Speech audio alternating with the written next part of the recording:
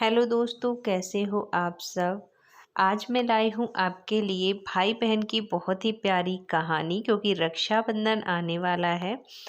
किसी के लिए एक बड़ा महंगा उपहार खरीदने की बजाय किसी के साथ 2 पल बैठकर उसे बात कर लेना भी एक बहुत बढ़िया उपहार होता है। लाइफ में कभी कभी ऐसा भी होता है कि किसी को हमारे महंगे लाखों के गिफ्ट में कोई रुचि नहीं होती है, उसके साथ सब एक शाम गुजार ले, वही बहुत बड़ी बात होती है।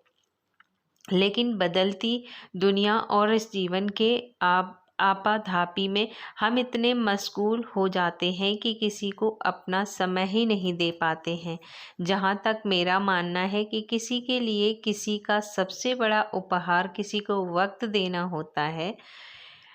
कि कोई कोई भी किसी को जब अपना वक्त देता है तो वह उसको सिर्फ अपना वक्त नहीं दे रहा होता, वह अपने जीवन का एक हिस्सा, या ये कहें तो वह अपना जीवन दे रहा होता है। जीवन में सबसे ज़रूरी 4 लोगों के साथ अपना समय बिताना और उनके सुख दुख में शामिल होना, यही तो जीवन है। इसके इतर और कहीं जीवन थोड़े ही है। बस काफ़ी लोग इसी खूबसूरत और अनमोल रिश्ते को सहेज नहीं पाते हैं। ये हमारे लिए किसी कीमती रिश्ते, किसी महंगे गिफ्ट से कम नहीं होते। संयम एक बहुत ही होनहार लड़का था, जो हमेशा ही ईमानदारी के साथ अपनी पढ़ाई पर ध्यान देता और हमेशा अपने पिताजी के काम में मदद भी कर दिया करता था। ऐसे तो वह सिर्फ 11वीं कक्षा का छात्र था, लेकिन फिर भी उसमें गजब का आत्मविश्वास था कि वह अकेले ही अपने पिता का काम संभाल लेता है और साथ में कर लेता है, पढ़ाई पर भी ध्यान दे देता है। संयम की माँ का देहांत 3 साल पहले ही हो चुका था और उसकी एक छोटी बहन थी जो स्कूल जाती थी, लेकिन कभी कभी इससे भी स्कूल से छुट्टी लेनी पड़ती थी, क्योंकि संयम के पिताजी सही समय पर उसके स्कूल की फीस जमा नहीं करवा पाते थे। छोटी बहन को पढ़ाई का शौक नहीं था, लेकिन फिर भी अपने भाई के कहने पर वह पढ़ाई करने लगती थी। कुछ दिन छोटी बहन के पड़ोस में रहने वाली उसकी सहेली ने उसे अपने बर्थडे में आने के लिए कहा था। साथ में उसे पीले रंग की ड्रेस पहनने को कहा, क्योंकि उसकी बर्थडे पार्टी की थीम येलो कलर की थी।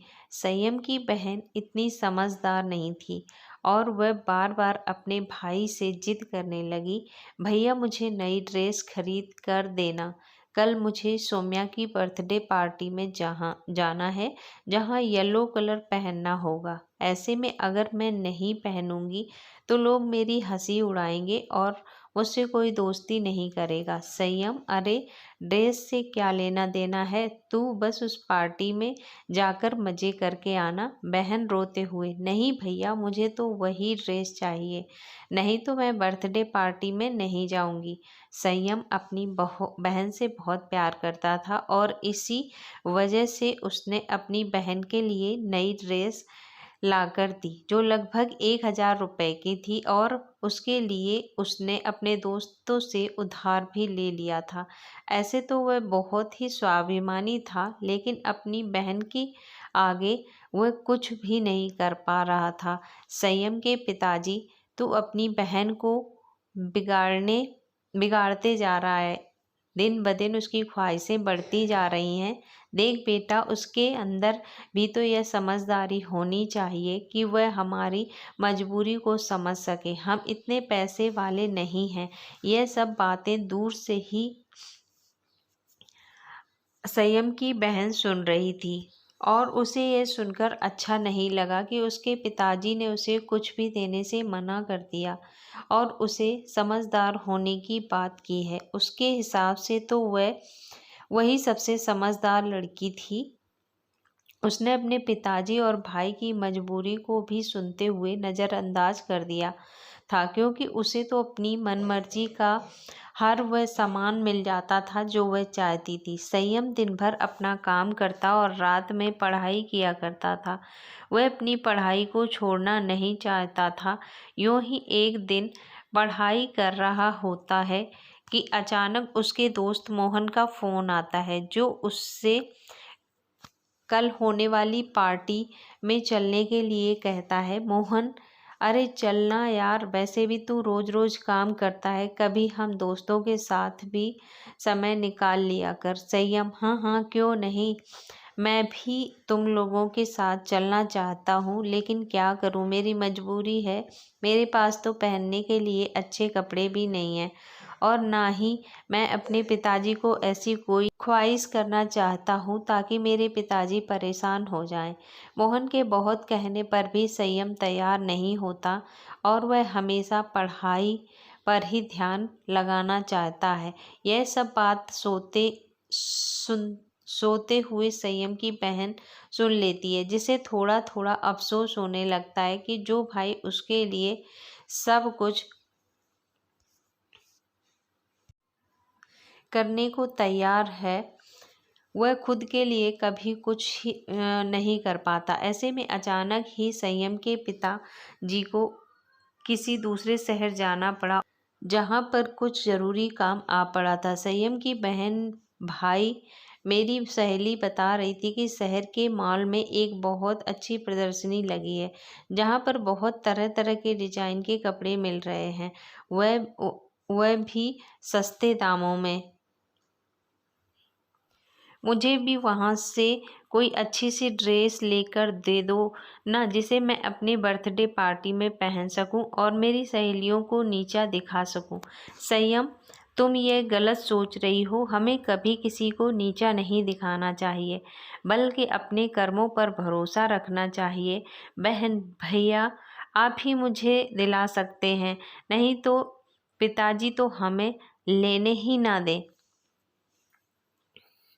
दिन भर अपनी मजबूरी बताते रहते हैं और कभी मेरा ध्यान भी नहीं रखते। संयम उस समय चुप हो जाता है, क्योंकि उसे अपने पिताजी की मजबूरी अच्छे से मालूम हो है, लेकिन छोटी बहन इन सब बातों से अनजान थी। तभी संयम को ख्याल आता है कि उस प्रदर्शनी में जाने के लिए महंगे पास की ज़रूरत पड़ती है, जो उसके पास नहीं है। ऐसे में वह दौड़कर अपने गुल्लक को टटोलने लगता है और एक एक करके पैसे जोड़ने लगता है, ताकि वह अपनी बहन के लिए उस प्रदर्शनी के पास उपलब्ध करा सके। यह सब देखकर संयम की बहन का कलेजा फट पड़ता है और उसे ज़ोर ज़ोर से रोना आ जाता है। उसे रोता हुआ देखकर संयम दौड़कर अपनी बहन के पास जाता है। क्या हुआ, तुम इस तरह से क्यों रो रही हो? बहन रोते हुए, आज तक आपने हमेशा मेरी खुशियों का ख्याल रखा। वह हर चीज़ मुझे दिलाई जो मैं मांगती रही, लेकिन कभी भी आपने यह नहीं पूछा कि आखिर आप इन पैसों का इंतज़ाम कहाँ से करते हैं। लेकिन आपको एक एक रुपए जोड़ते देखकर मुझे बहुत दुख हुआ कि आप मेरी खुशी के लिए इतना कुछ कर सकते हैं, लेकिन मैं हमेशा स्वार्थी बनी रही। संयम, अरे इतना सोचने की ज़रूरत नहीं है, आखिर मैं तेरा बड़ा भाई हूँ। मैं नहीं चाहूँगा करूँगा तो कौन करेगा। बस उसी वक्त संयम की बहन दौड़कर अपने बैग से एक चीज़ निकाल कर लाती है और संयम की आंखों में हाथ रखकर कहती है, आपके लिए कुछ लाई हूँ। इस बात से संयम चौंक जाता है और जैसे ही वह अपनी आंखों से बहन का हाथ हटाता है, तो देखता है उसकी बहन उसके लिए एक सुंदर सी राखी और शर्ट लेकर आई है। संयम प्यार से उसे गले लगा लेता है। पर तुम कहाँ से लेकर आई? आपने जो मुझे थोड़ी थोड़ी करके मेरे खर्चे के लिए पैसे दिए थे ना, मैंने उसे ही जोड़ कर रखा था कि मैं उससे अपने लिए कोई अच्छी ड्रेस खरीद लूँगी। लेकिन जब मैंने आपके दोस्तों की बात सुनी और आपके उसे पार्टी में जाने के लिए मना कर दिया, बस मैंने उसी समय ठान लिया था कि मैं आपके लिए एक खूबसूरत सी शर्ट लेकर दूँगी। और फिर राखी का त्योहार भी आ गया था, तो मैंने सोचा इस बार राखी पर मैं आपको अपने भाई को गिफ्ट दूंगी। उम्मीद करती हूँ कि आपको यह शर्ट पसंद आएगी। संयम खुश होते हुए, अरे यह तो बहुत अच्छी है, मैं तो सोच भी नहीं सकता कि मेरे लिए कोई इतना भी कर सकता है। बहन भावुक होते हुए, यह तो मेरी तरफ से एक छोटा सा तोहफा है, लेकिन आज तक आपने जो मुझे प्यार और सम्मान दिया है उसकी तो कोई भी तुलना नहीं की जा सकती। अब मैं हमेशा आपका और पिताजी का हाथ बटाऊंगी और कभी भी फिजूल खर्ची नहीं करूंगी। ये बात सही है, जितनी चादर होती है हमें उतने ही पैर फैलाना चाहिए। बहन की समझदारी वाली बातों को सुनकर संयम की आंखों में भी आंसू आ जाते हैं और तभी पिताजी वहां खड़े होकर उन दोनों को देखने लगते हैं। अब पिताजी की आंखों में भी संयम के साथ साथ बहन के लिए भी गर्व के भाव आ जाते हैं और वे दोनों बच्चों को गले से लगा लेते हैं। दोस्तों, कहानी पसंद आई हो तो लाइक ज़रूर करें।